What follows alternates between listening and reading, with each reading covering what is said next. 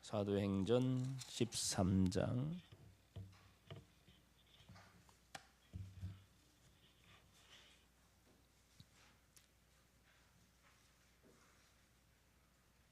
사도행전 13장 21절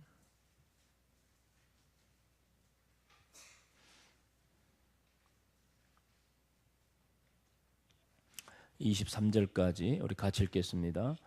그 후에 그들이 왕을 구하거늘 하나님이 베냐민 지파 사람 기스의 아들 사울을 40년간 주셨다가 패하시고 다윗을 왕으로 세우시고 증언하여 이르시되 내가 이새의 아들 다윗을 만나니 내 마음에 맞는 사람이라 내 뜻을 다 이루리라 하시더니 하나님이 약속하신 대로 이 사람에게 손에서 이스라엘을 위하여 구주를 세우셨으니 곧 예수라. 아멘. 최근에 어제 독실한 크리스찬이며 안수 집사인 원시룡 제주도지사죠. 신앙적 결단이 아주 신선한 충격을 주고 있습니다.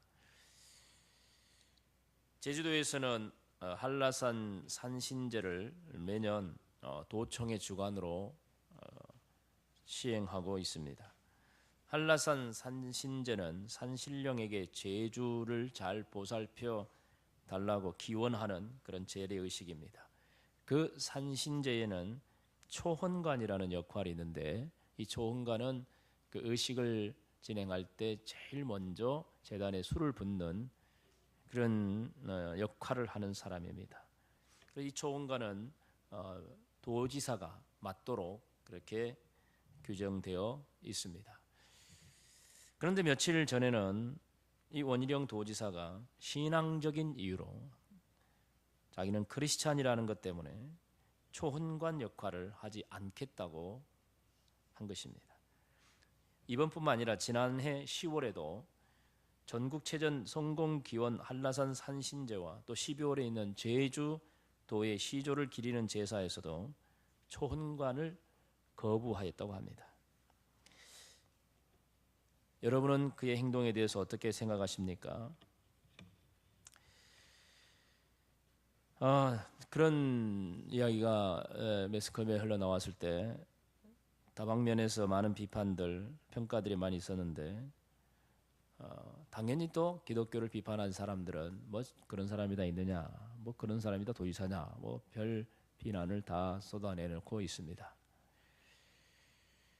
심지어는 기독교인들조차도 그의 그런 결단의 행동을 이해하지 못하겠다는 반응을 보이기도 합니다. 그가 도지사이기 때문에 도지사로서 해야 할 마땅한 직무 중에 하나라고만 생각을 하는 것입니다. 그게 뭐 신앙적인 것이 아니라 직무 중에 하나다, 그렇게 보는 거죠. 그리고 어떤 사람들은 그것은 종교 의식이 아니라 전통 문화 행사다. 근데 왜 신앙과 연결 짓느냐고 하면서 그의 행동에 대해서 의아하게 생각을 하는 기독교인들조차도 있습니다. 그럼에도 불구하고 그는 어떤 이유와 타협에도 굴하지 않고 그는 그 의식에 참여는 해도 직접 제단에 절을 하거나 술을 붓는 이런 초혼관의 역할을 거부하고 있는 것입니다. 그의 이유는 단 하나입니다. 자신은 하나님을 믿는 사람이라는 것입니다. 도지사 이전에 하나님의 자녀라는 것이고 하나님을 믿는 사람이라는 것입니다. 그렇기 때문에 도지사로서의 어떤 직무보다 더 중요한 것은 자신의 신앙적인 신념이라고 말합니다. 그래서 하나님의 말씀에 다른 신에게는 절을 해서는 안 된다는 말씀을 자기는 도지사보다 더 높은 대통령이 되더라도 아마 그대로 지켜갈 것이라고 말한 것입니다.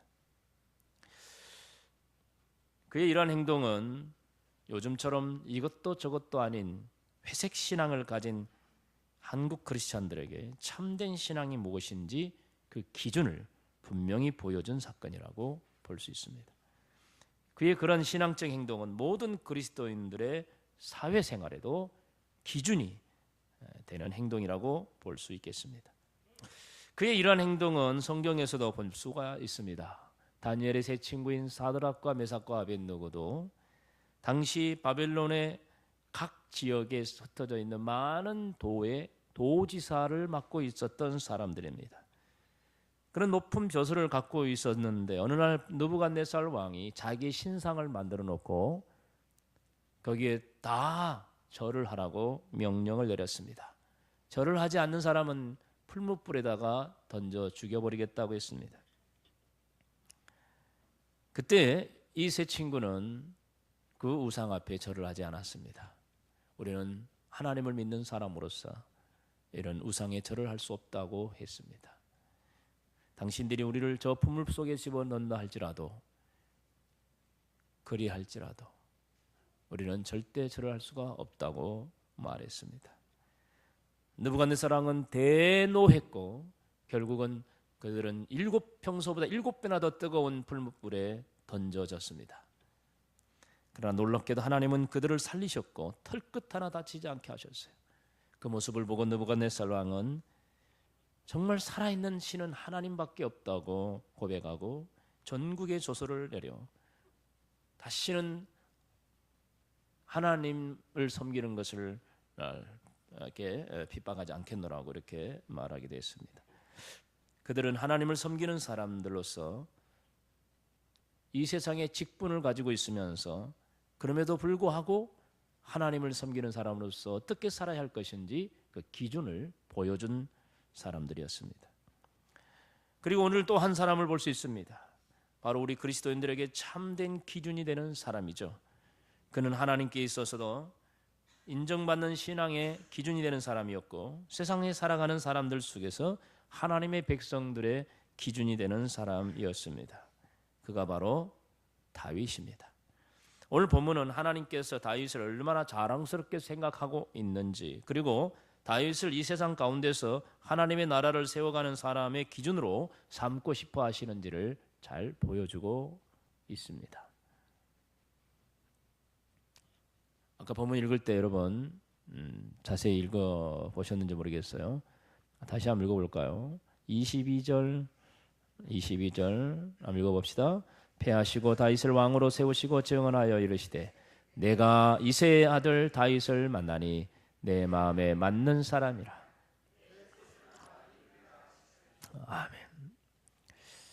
하나님께서 다윗을 이렇게 평가하고 있습니다. 다윗은 하나님의 마음에 꼭 맞는 사람이었습니다. 그래서 다윗을 통해서 하나님의 마음에 품고 있는 뜻을 이루고자 하셨습니다. 이 하나님이 다윗을 이렇게 평가한 것처럼 다윗도 역시 하나님 앞에 신실한 그런 사람이었음을 볼 수 있고 그래서 하나님께서는 성경 곳곳에 다윗을 기준으로 삼고 평가하는 것들을 많이 보게 됩니다. 다윗이 왕이었기 때문에 그 당시에 다른 왕들, 그 자손들에게서 있어서의 그 왕들을 평가할 때 그 평가 기준이 되는 사람이 누구였냐면 바로 다윗이었습니다. 다윗은 이렇게 했는데 왜 너는 안 하냐? 다윗은 이렇게 했는데 너는 왜 이렇게 하냐? 너는 참 다윗과 같이 그렇게 잘하는구나. 항상 기준이 다윗이었습니다. 우리 한번 볼까요? 열왕기상 15장 3절입니다. 우리 화면에 나온 거 읽어볼까요?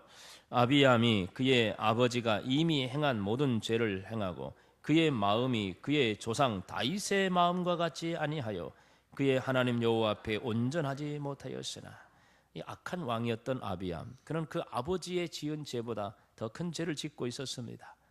그때 하나님이 그를 평가할 때 너는 너의 조상 다윗의 마음과 같지 않구나. 다윗이 기준이에요. 다윗과 같지 않다고 평가했습니다. 그리고 역대하 34장 1절에 이렇게 말합니다. 같이 보죠. 요시야가 왕위에 오를 때에 나이가 8세라 예루살렘에서 31년 동안 다스리며 여호와 보시기에 정직하게 행하여 그의 조상 다윗의 길로 걸으며 좌우로 치우치지 않았다. 역시 또 이렇게 잘한 왕에 대해서는 다윗처럼 네가 행했구나. 다윗이 가던 길을 너도 그대로 가는구나. 이렇게 다윗이 좋은 하나의 모델이 되었던 것이죠. 그리고 북쪽 이스라엘 왕이었던 여로보암에 대해서도 평가를 내릴 때 그렇게 내립니다. 열왕기상 14장 8절이죠. 읽어보겠습니다. 나라를 다윗의 집에서 찢어내어 내게 주었거늘 너는 내 종 다윗이 내 명령을 지켜 전심으로 나를 따르며 나 보기에 정직한 일만 행하였음과 같이 아니하고. 이 여로보암을 평가할 때 다윗처럼 전심으로 나를 따르고 나 보기에 정직한 일을 행하는, 바로 그렇게 너는 하지 않는구나, 그렇게 다윗과 같이 않음을 그렇게 책망하고 있습니다. 이렇게 다윗은 그 당시 다윗 이후의 모든 왕들을 평가하는, 하나님이 평가하는 기준이었어요. 다윗처럼 하면 올바른 왕이고 다윗처럼 안 하면 악한 왕이고. 다윗이 기준이었어요. 평가 기준. 네. 여러분 기준이 되고 있습니까?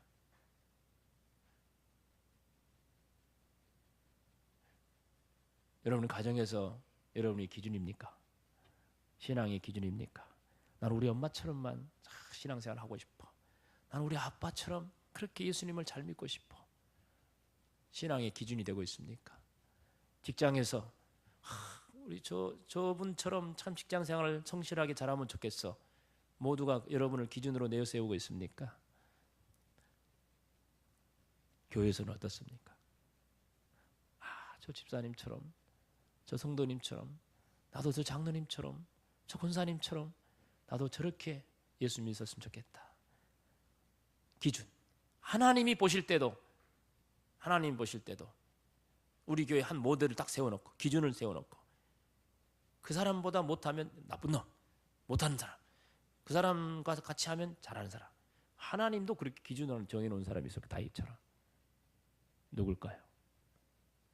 우리 교회 누굴까요? 누구예요?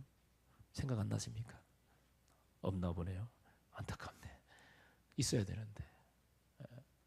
여러분 자신들이 되기를 주의 이름으로 축원합니다. 아멘.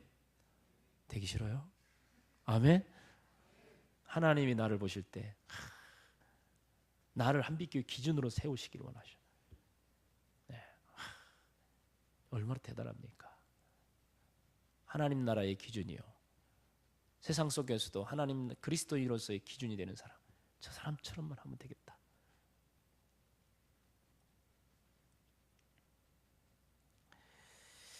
그러나 사실 다윗의 삶을 돌아볼 때 그의 삶은 그렇게 세상 모든 사람들의 기준이 될 만큼 완벽한 사람은 또 아니었습니다. 우리가 잘 알듯이 다윗은요, 엄청난 큰 실수를 하나님 앞에 지었습니다. 그가 해질 무렵 왕궁을 거닐다가 개울에서 목욕을 하고 있는 우리아의 아내 밧세바를 보고 갑자기 그 안에 정욕이 일어나 그녀를 취하였는데 하필이면 임신까지 하게 되었습니다. 나중에 나 임신해주세요 그렇게 밧세바가 이야기하니까, 그래 큰일 났구나, 어떻게 이걸 감추지? 그래서 빨리 지금 전쟁 때 전쟁하고 있는 그의 남편, 그녀의 남편 우리아를 불러왔습니다. 우리아야, 내가 너에게 특별 휴가를 주겠다. 그러니 너는 아무 걱정하지 말고 집에 가서 네 아내하고 즐거운 시간을 보내라, 그런 거예요. 왜 그랬을까요? 그 얘기가 누구 얘기라고? 자기 얘기가 아니고 누구 얘기? 그 남편 얘기라고 뒤집어 씌우려고 그렇게 계략을 세웠어요. 정말 머리 좋죠, 그죠? 이렇게 계략을 세운 거예요. 그런데 이 충성스러운 신하 우리아는 왕의 특별 휴가를 거부합니다. 왕이 저에게 이렇게 생각해 주시니 감사합니다. 그러나 저는 지금 저의 동료들이 전쟁터에서 피를 흘리고 싸우고 있는데 저 혼자 어찌 편안하게 제 아내와 함께 즐겁게 지내겠습니까? 저는 도저히 그럴 수 없습니다. 그러면서 자기 집에 가지도 않고 성문 방에서 다른 동료들과 같이 잠을 자고 있었습니다. 다윗의 계략이 실패로 돌아갔습니다. 그는 할 수 없이 이 모든 걸 무마하기 위해서 편지를 씁니다. 군대 장관 요압에게 편지를 써서 여기 이 편지를 들고 가는 우리아를 다음에 아주 치열한 전쟁이 일어날 때 제일 최선방에 내세워서 죽게 하라. 그래, 죽게 하라. 뭐 이런 왕이 어디 있어요? 자기 충성신하를 죽이려고. 그래서 요압은 또 그대로 했더니 우리아가 죽었다는 소식이 들려옵니다. 우리아가 죽었다는 소식을 듣자 다윗은 드디어 밧세바를 자기의 아내로 삼아 버립니다. 좋은 왕이에요? 나쁜 왕이에요? 그래도 대답이셨잖아요. 그럴 수 있겠다. 이해가 되십니까? 뭐 그렇게 살만하지 뭐 그렇게 뭐 별거 아니구만 뭐 그러신가 봐요. 좋은 왕이에요? 나쁜 왕이에요? 다윗처럼 해라. 맞아요? 틀려요? 여러분 남편들이 다윗처럼 하면 좋겠어요? 에? 도저히 다윗은 기준이 될 수 없는 사람이에요. 사람들이 볼 때도 그렇고 하나님 보실 때도 그런 나쁜 다윗이 무슨 기준이에요. 완전히 왕의 자리에서 내려버려야 마땅한 것이 아니겠습니까? 요즘 뭐 국가 지도자나 성직자들 중에서 이런 행동을 했다 하면 아마 그 자리에 못 버틸 것입니다. 그 인생은 완전히 끝장나 버릴 것입니다. 그런데 하나님께서는 그런 엄청난 실수를 범하였음에도 불구하고 다윗을 하나님 나라와 세상의 기준으로 삼아서 모든 사람이 다윗과 같은 사람이 되도록 하셨습니다. 참 이해하기 힘들지만 그러나 하나님의 이 판단은 우리에게 이런 생각을 갖게 해줍니다. 이게 뭐냐면 하나님께서는 우리 사람들에게서부터 100% 완벽한 의인을 하나님의 나라의 기준으로 삼지 않으신다는 것입니다. 왜 그럴까요? 눈을 씻고 봐도 그런 사람 없기 때문입니다. 이 세상에 아무리 찾아봐도 100% 흠이 없는 완벽한 의로운 사람은요 찾을 수 없어요. 예수님밖에 없어요. 예수님처럼 살아라 그러면요 우리는 다 기겁합니다. 우리가 어떻게 예수님처럼 살아요? 우리 매일 죄를 짓고 사는데 불가능한 일이죠. 예수님의 성품을 본받을 수는 있을지 몰라도 예수님과 똑같이 살아라 그러면 살 수 없어요. 그러므로 예수님은 우리의 이상적인 모델일 수 있습니다. 그러나 다윗을 볼 때 우리는 이해가 됩니다. 왜 하나님이 다윗을 모델로 삼아 주실까? 그런 흠이 있기 때문입니다. 우리도 역시 흠이 있을 수밖에 없는 사람들이기 때문입니다. 그렇기 때문에 우리들도 희망이 있습니다. 지금까지 우리의 모습이 더럽고 추하고 악한 죄 가운데 있었다 할지라도 넘어지고 또 넘어지는 실수의 연속이었다 할지라도 하나님께서는 그런 우리의 과거 때문에 하나님 나라의 기준으로 삼지 않는 그런 분이 아니라는 것입니다. 우리도 하나님 나라의 기준이 될 수 있다는 희망을 가질 수 있습니다. 다윗 같은 사람도 하나님이 하나님 나라의 기준으로 삼으셨다면 나는 그래도 다윗보다는 좀 덜하잖아요. 우리가 지은 죄들 보면 다윗보다는 덜하잖아요. 그죠? 그러니 우리는 희망이 있을 수 있지 않겠어요? 그죠? 우리도 이 땅의 기준이 하나님 나라의 기준이요 이 세상에 살아가는 그리스도인으로서의 기준이 될 수 있다 그 말이에요. 가능성이 있어요. 믿습니까? 포기하지 마세요. 여러분도 기준이 될 수 있습니다. 네?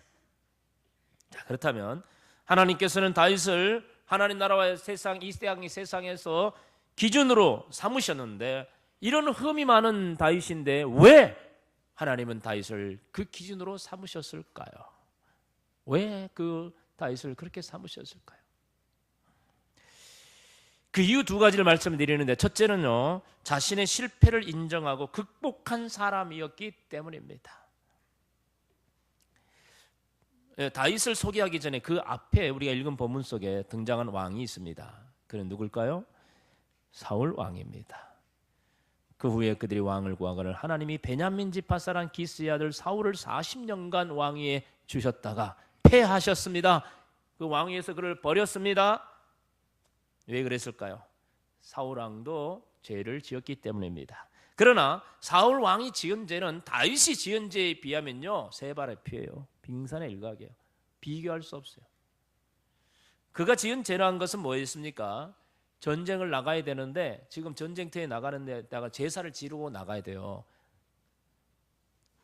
그런데 제사를 집전해야 되는 사무엘 선지자가 오지 않는 거예요. 빨리 전쟁터에 나가야 되고 병사들은 지금 막 시끌시끌하고 막 군대 이게 사기가 이상하게 떨어지고 그런 거예요. 그러니까 다급해서 사울 왕이 아이고 할 수 없다. 나라도 해야 되겠다 해가지고 자기가 제사를 드린 거예요.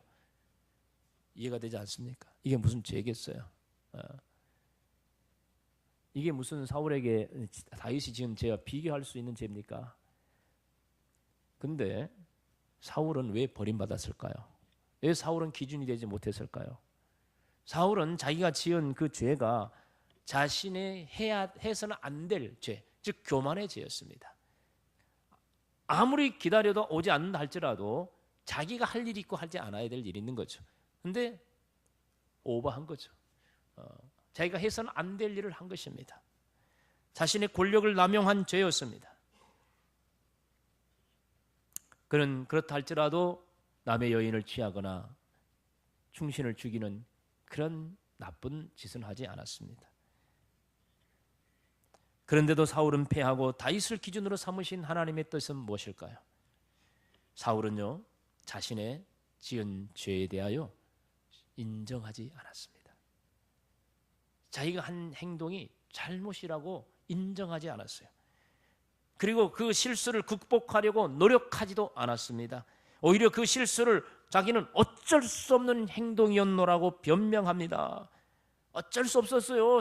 사무엘이 와야죠 말이죠. 백성들은 다 가려고 그러고 전쟁한테 큰일 났습니다.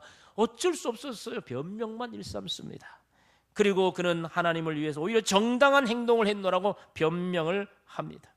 그 후로도 계속해서 그는 또 다른 실수를 범하게 됩니다. 사람은요, 한두 번은 실수할 수 있습니다. 그러나 그 실수와 잘못을 인정하지 않는 것은 하나님께서 가장 싫어하시는 것입니다. 그러나 다윗은요, 사울에 비하면요, 엄청난 죄를 지었고 엄청난 실수를 하였지만 그는 자신의 죄를 깨닫는 순간 철저하게 회개합니다. 그리고 다시는 그 죄를 반복하지 않습니다. 그가 나단 선지자로부터 다윗도 처음에는 자기가 행한 것이 얼마나 큰 죄인지 잘 몰랐던 것 같아요. 왕인데 뭐 이 정도도 못합니까? 라고 스스로 그렇게 생각하고 있었던 것 같아요.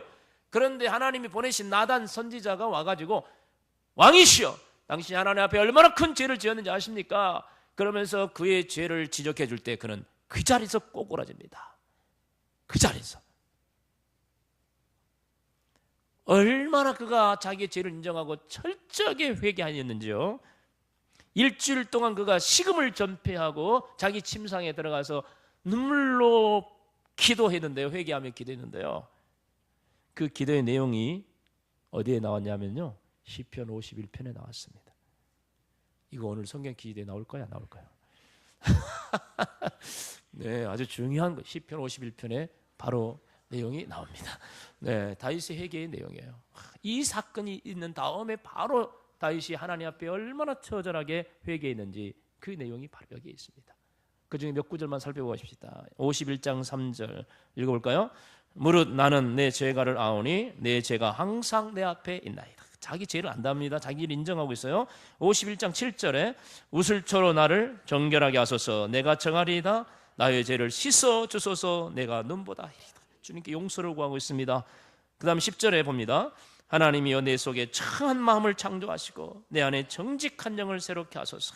11절에 나를 주 앞에서 쫓아내지 마시며 주의 성령을 내게서 거두지 마소서.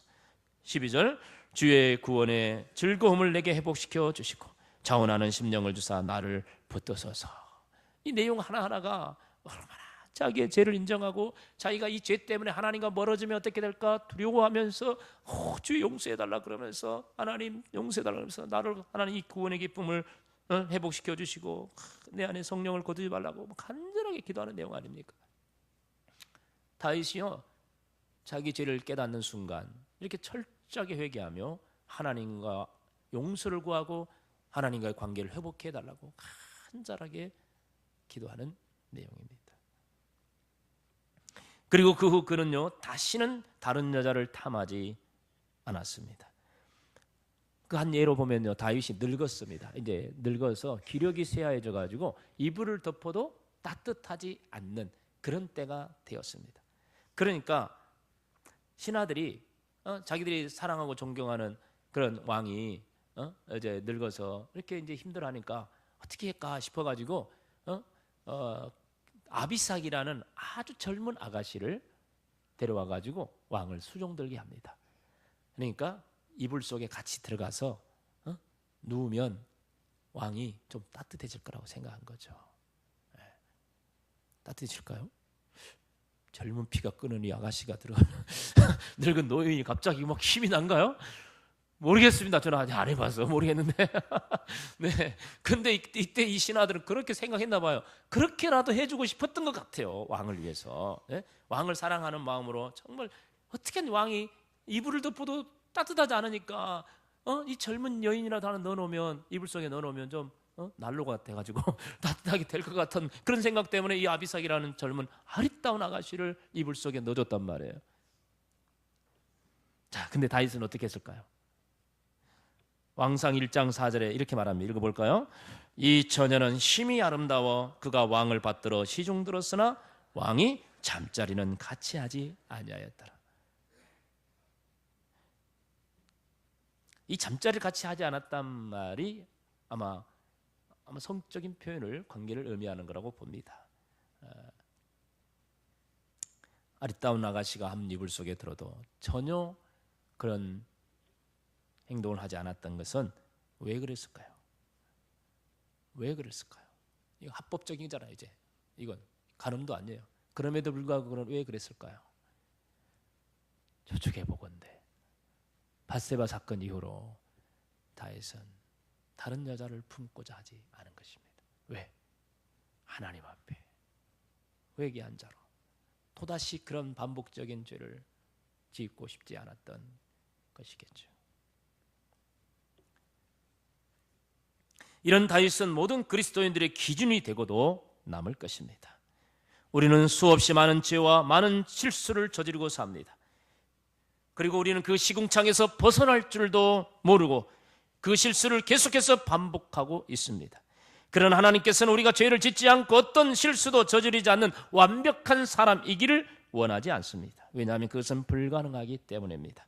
다만 우리가 실수하였을 때 그것을 인정하고 다시는 그 실수를 반복하지 않기 위해 몸부림을 치는 그런 사람이 되기를 원하는 것입니다. 다윗처럼 말입니다. 지금도 우리를 향하여 주님이 말씀하십니다. 이사야 1장 18절에 여호와께서 말씀하시되 오라 오라 실수한 자들이여 죄 지은 자들이여 내게 오라 우리가 서로 변론하자. 너희 죄가 주홍 같을지라도 눈과 같이 여질 것이요 진홍같이 붉을지라도 양털같이 희게 되리라. 주님은 우리를 부르시고 계십니다. 정결케 해주시겠다고 하십니다. 그러면 우리는 모든 것을 인정하고 하나님 앞에 내어놓고 회개하고 용서를 구하고 그리고 다시는 그런 죄를 짓지 않도록 몸부림치며 살아가는 우리의 삶은 곧 그리스도인들의 기준이 될 것입니다. 이 세상 속에서 온갖 죄 속에 살아가는 사람들의 기준이 될 것입니다. 당연하듯이 바람 피는 사람들에게 기준이 될 것이고 당연하듯이 2차 3차 가는 사람들의 삶의 기준이 될 것입니다. 저 사람 봐라, 야 저런 유혹을 견뎌내는구나. 왜? 그리스도인이기 때문이 아닌가. 어떤 실수를 하였습니까? 어떤 죄를 지었습니까? 솔직하게 인정하고 그 죄를 회개하고 그 죄로부터 자신을 건져내십시오. 그래서 수많은 실수쟁이들의 기준이 되시기를 바랍니다. 하나님은 그런 사람을 하나님 나라의 기준으로 삼기 원하십니다. 그런 사람을 내 마음에 맞는 사람이라고 말씀하시는 것입니다. 그리고 하나님께서 다윗을 하나님 나라의 기준으로 삼으신 두 번째 이유는 뭘까요? 그것은 바로 자신의 실패를 오히려 성공으로 승화시킨 사람이기 때문입니다. 우리는 국회 청문회를 보면은 청문회 대상자의 업무 능력을 판단하는 것이 아니라 오히려 그 사람의 과거 실수를 성토하고 있는 것을 보게 됩니다. 털어서 먼지 안 나는 사람이 없듯이 그 청문회에서 한 점의 오점 없이 넘어간 사람은 없었던 것 같습니다. 그래서 어쩌면 능력은 있지만 그 오점 때문에 낙마한 사람들이 부지기수입니다. 그러나 하나님의 청문회는 그렇게 하지 않습니다. 하나님께서는 우리가 실수를 할 수 있다는 것을 인정합니다. 그럼에도 불구하고 그가 자신의 실수를 극복하고 자신에게 주어진 사명을 위해 헌신하고 있는 사람을 높이 평가하고 있다는 것입니다. 다윗은 그의 과거 실수만 보면 절대로 하나님의 기준에 합당한 사람이 될 수 없는 사람이었습니다. 그러나 하나님은 그의 중심을 보셨습니다. 그가 가지고 있는 그 가치관을 보셨습니다. 어찌하든지 자기가 다스리고 있는 이 이스라엘 나라를 하나님의 나라, 하나님의 통치하는 나라로 만들고 싶어하는 간절함이 그 안에 있었던 것입니다. 그가 얼마나 하나님을 사랑하고 하나님 나라를 세워가려고 충성하였는지 하나님은 다 보셨던 것입니다. 다윗은 한 번의 실수를 하였지만 그 실수에 구속되어 하나님으로부터 도망치지 않았습니다. 다윗은 실패하였지만 오히려 그 실패를 하나님을 위하여 더 헌신할 수 있는, 하나님의 뜻을 이룰 수 있는 성공자로서의 기회로 삼았던 것입니다. 그래서 그는 하나님 앞에 더 진실하려고 했고, 그는 더 하나님을 사모했고, 더욱더 하나님 말씀에 순종하며 살았던 것을 봅니다. 그래서 열왕기상 15장 5절에 다윗에 대해서 이렇게 평가합니다. 한번 읽어보죠. 이는 다윗이 햇사람 우리아의 일 외에는 평생에 여호와 보시기에 정직하게 행하고 자기에게 명령하신 모든 일을 어기지 아니하였습니다. 바로 이 우리아의 일, 밧세바의 일 외에는 평생 동안 정직하게 행했다고 합니다. 하나님 앞에 그는 다시는 범하지 않고 더욱더 하나님 앞에 진실하게 살아가려고 했었던 사람이죠. 결국 하나님께서는 바로 그 다윗의 자손을 통해 인류의 구원자 예수 그리스도를 이 세상에 보내신 것입니다. 이것이 바로 하나님이 다윗을 통해 이루고자 하셨던 하나님의 뜻이었습니다. 그래서 오늘 본문에도 내 뜻을 이루리라, 하나님이 약속하신 이 사람의 후손에서 이스라엘을 위하여 구주를 세우셨으니 곧 예수라고 말씀하십니다. 바로 다윗을 통해 이렇게 하나님께서 실수한 자들이지만 그럼에도 불구하고 그걸 극복한 다윗에게 하나님의 뜻을 이루시는데 바로 그의 자손을 통해 인류의 구원자 예수를 보내시는 것입니다. 다윗은 비록 실수하였지만 그 실수에 얽매여 자신을 향한 하나님의 뜻을 외면하지 않았습니다. 그는 하나님의 용서를 받은 후에 다시 하나님의 뜻을 이루는데 온전히 쓰임을 받았던 것입니다. 그리스도인으로서 하나님의 뜻을 이루는 것이야말로 가장 성공적인 인생이 어디 있겠습니까? 다윗은 구원자 예수님을 이 세상에 오시도록 하는 통로의 역할을 하는 것이 하나님의 뜻을 이루는 성공적인 인생이었다면, 이제 우리는 구원을 이루신 예수님의 그 놀라운 구속의 은혜, 구원의 은혜를 세상 가운데 선포하고 사는 것, 증거하고 사는 것, 이것이 바로 우리를 향한 하나님의 뜻을 이루는 것입니다. 한 사람 또 한 사람에게 예수님의 십자가의 사랑을 전하며 살아갑시다. 다시 살아나셔서 우리가 영생을 누리도록 그 첫 열매가 되어 주신 예수님의 그 부활의 소식을 전하며 살아가십시다. 이것이 바로 우리가 이 세상에서 실수를 딛고 온갖 죄와 허물 속에서도 죄사함을 받고 그 자리에서 일어나 성공자의 인생을 살아가는 사람의 모습입니다. 이것이 하나님이 우리를 통해 이루시기 원하시는 그 뜻을 이루는 것입니다. 우리가 살아가고 있는 현장 속에 어디 있습니까? 여러분은 어떤 직업을 가지고 있습니까? 여러분은 어떤 삶 속에 있습니까? 여러분 어디에 머물러 있습니까? 그 자리에서 내가 성공자의 인생을 살아가는 것은 더 높은 자리에 오르가는 것이 아니고 더 많은 돈을 버는 게 아니고 그 자리, 여러분 있는 그 자리에서의 성공자의 인생은, 하나님 나라의 성공자의 인생은 바로 그 자리에서 우리의 구원자이신 예수님을 증거하며 사는 것입니다.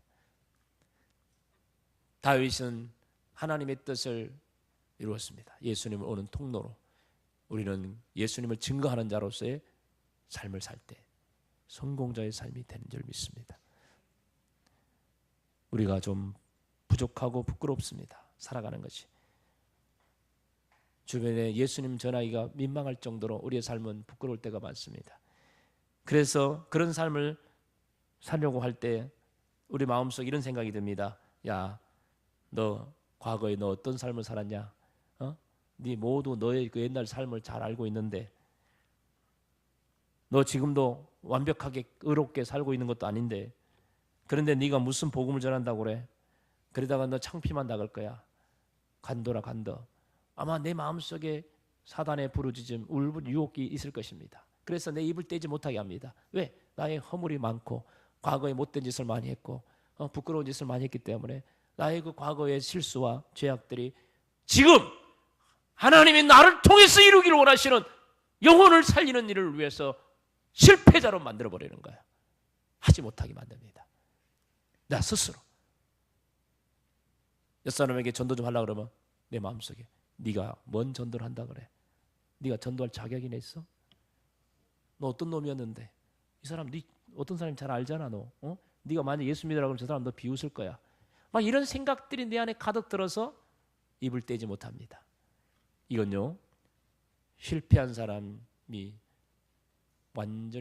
완전한 실패자 인생으로 끝나버리는 것입니다. 하나님 앞에서. 우리는 예수 그리스도 안에서 완벽하게 죄 사함을 받고 실수했을지라도 죄 사함 받은 자로서 이제 당당하게 세상 속에서 예수 그리스도를 증거합니다. 나 같은 자도 살리시고 나 같은 더럽고 추한 자도 용서하시고 새 사람 되게 하시고 하나님의 자녀 삼아주신 우리 예수 그리스도의 그 크신 사랑과 하나님의 놀라운 은혜를 우리가 증거하며 사는 것이 바로 이 땅에서 살아가는 성공자의 인생인 줄 믿습니다. 우리가 그렇게 살아가야 될 줄 압니다.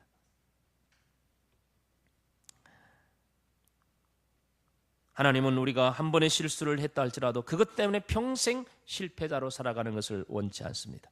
그 실수 가운데서 하나님의 뜻을 발견하고 그 뜻을 이루며 살아가는 인생이 바로 성공한 사람이며 하나님 나라와 세상 사람의 기준이 되는 것입니다.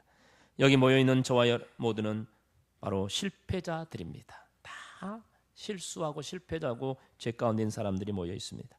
그러나 이제는 그런 실패자도 어떻게 이렇게 하나님의 뜻을 이루며 살아갈 수 있다는 것을 세상을 향하여 외칩시다.